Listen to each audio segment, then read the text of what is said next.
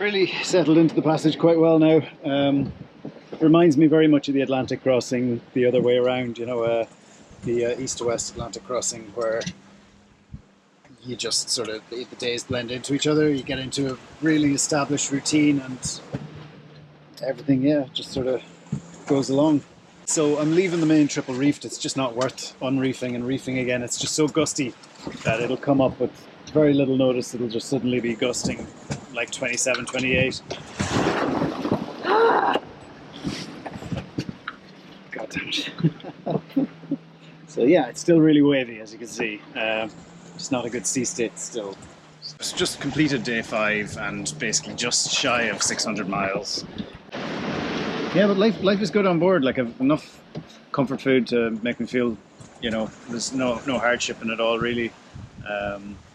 It's just the time, as I found with the Atlantic crossing, it's just quite a long time, but that's okay. 5 days in, up to a probably, let's say, 15-day passage, so a third of the way in time-wise, and really once you get down to the last 5 days, you're starting to think, oh no, it's going to be over too soon. So it's just this middle section now from memories of the Atlantic crossing from like the first week. The second week felt quite long, but yeah, it still feels somewhat like it's early days.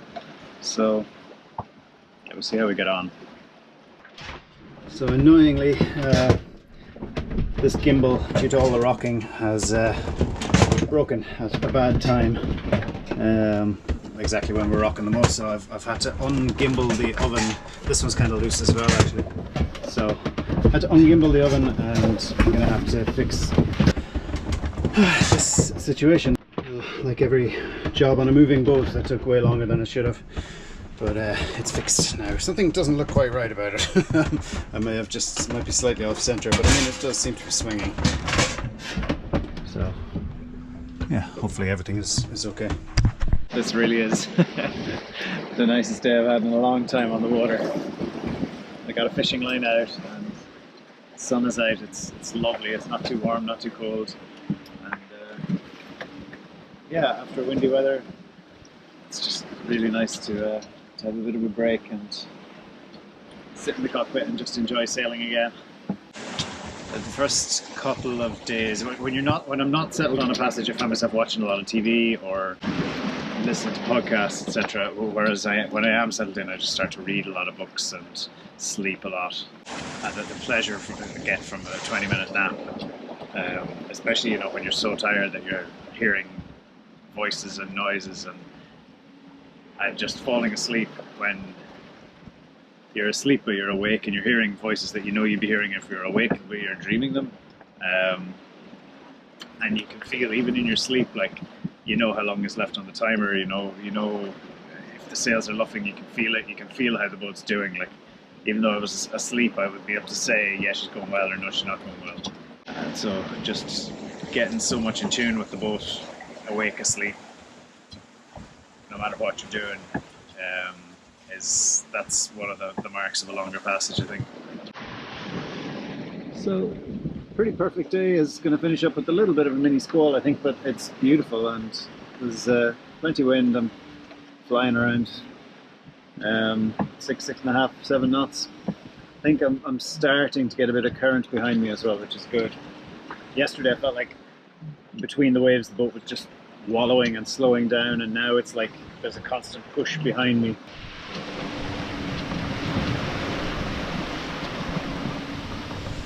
I'm sorry so many shots are from the from me behind the washboards, but it's been breezy.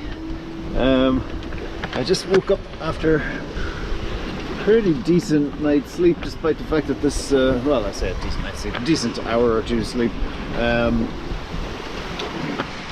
This wind is a bit heavier than I was expecting overnight, and yeah, it was forecast it's forecast to be like this all the time, but yesterday was just lovely most of the time, and now it's gone back to quite windy. We're right on the edge of a low pressure, so we're making amazing progress, so just have to take the rough with the smooth. So the distance to destination has gone down under 1,000. It's 991 now.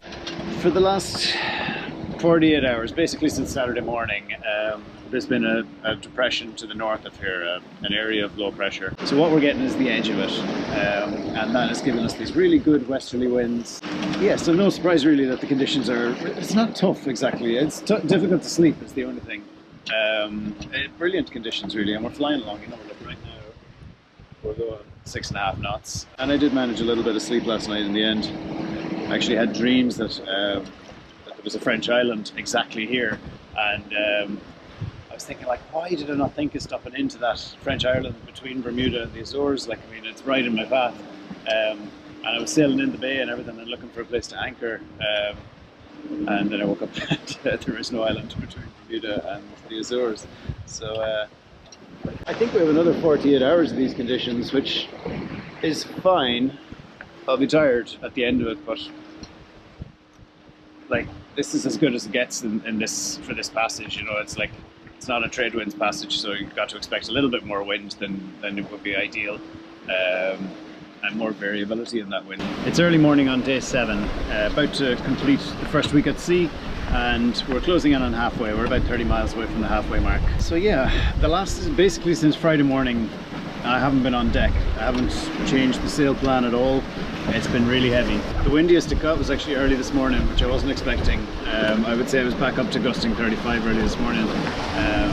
It's the windiest conditions I've ever been out in by quite a long way, and the waves were getting steep enough that I was uncertain at one stage if we were going to have a knockdown or not, surfing down the face of one of these waves. Just, the boat was lurching in ways that I've never felt it lurch before, and one of the cabin windows was completely underwater at one stage, and I was thinking this might be it, we might not be coming back up from this, we might be knocked down. I didn't think the waves were big enough to really pin us down or roll us or anything like that, but I thought this might put massive water. But I got through it. I mean, I didn't do anything, I rolled away further amounts of head sail just to try and you know, expose as little canvas to that sort of wind as possible. So yeah, it's a pretty remote stretch of ocean as these things go. I mean, crossing the Atlantic was as well. I think this is crossing the Atlantic. Crossing east to west also felt like a remote stretch of ocean, but this feels, yeah, feel a long way from everywhere, and we are. So we have 845 miles to go, and 845 miles done, so exactly halfway. Happy days. So yeah, new start to the passage all over again, and new challenges ahead, like when to use the engine, when to not use the engine, when to try and, like, when is too slow, when do I just accept that I need to run the engine. Anyway, we won't anticipate too much, we'll see what happens. I feel like I've sailed my way into this passage. I've hopefully done a lot of the hard miles, and now some of the easier miles will be coming up now. Yes, something happened there which has happened to me a couple of times before, and it's almost always has a terrible end result, which is I caught a seabird on my fishing line. So I think it was a Cory's Shearwater. I'm going to check all this out when I get to land. But I saw the line go nuts, and I looked back and there was unfortunately a seabird on the end of it rather than a fish. So luckily I spotted it when it happened, so I was able to wind him in really quickly before he just drowned from being pulled behind the boat. And the second piece of luck that was in was the hook wasn't actually embedded in him. It was actually wrapped around one of his wings. So I was able to get him in and hold him. Meanwhile, he's going insane and trying to peck me. In fact, I got a little bit of bird bite on the hand. Hopefully no ill effects of that. But I was able, it took about 5 minutes of just trying to calm him down and work the line off from around his wing.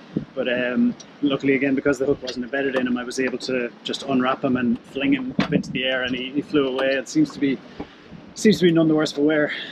Fingers crossed. It didn't look like there was any damage to him, you know.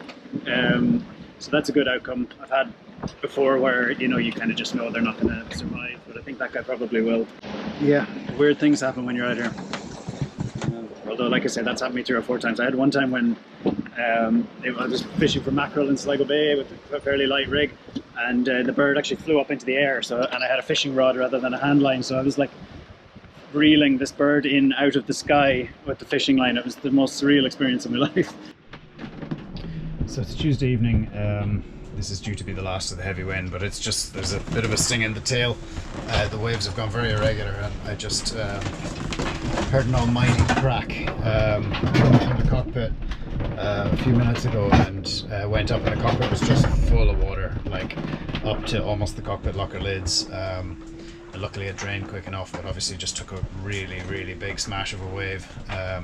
From the noise, I thought maybe the wind vane had broken or the solar panel was carried away or something like that, but luckily it doesn't seem like there's any damage done, so I think I just took a rough one. And down below I have the washboards in and everything, so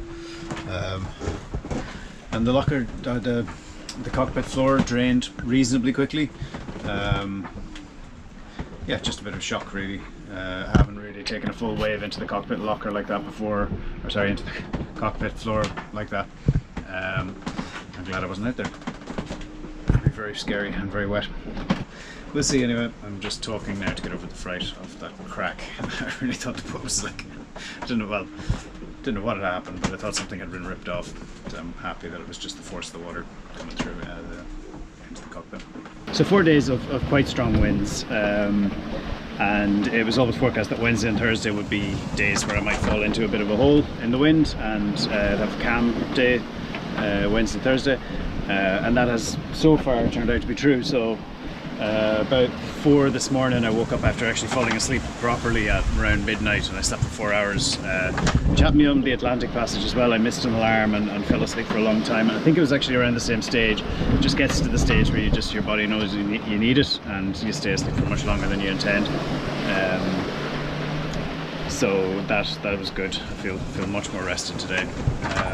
Got up at first light and put full sail up, and we're on a course now, basically heading directly for Flores.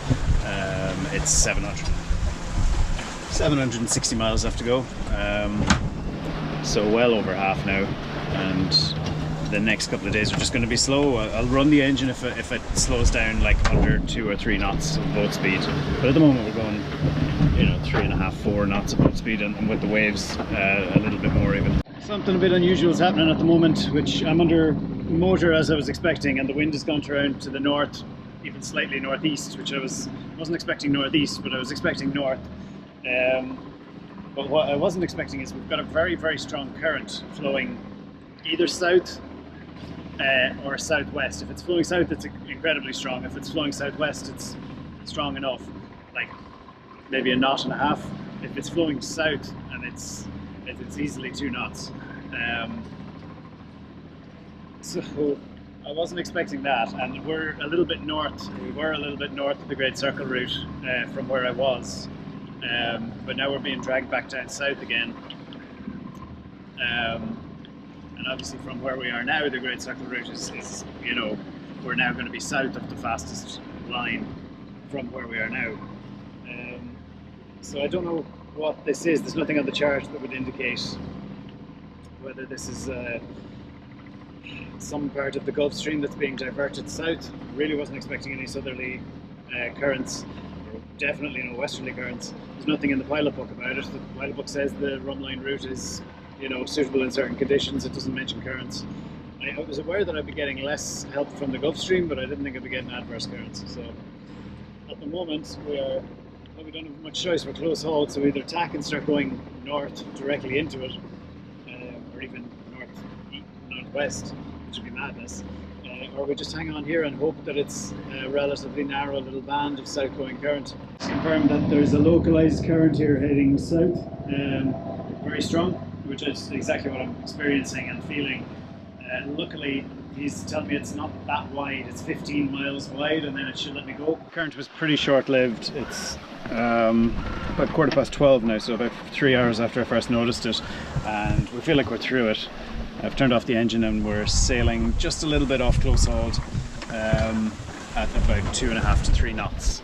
Nice little breeze. The waves have gone straight down. I mean, it was literally at 6 this morning, not 6 this morning, I had like 3 or 4 this morning. There were waves coming into the cockpit, and I thought I was going to be knocked down, and now it's like flat calm and lovely and sunny. and very little wind, but I was expecting that. Just wasn't expecting that current, but we do seem to be over the worst of it now.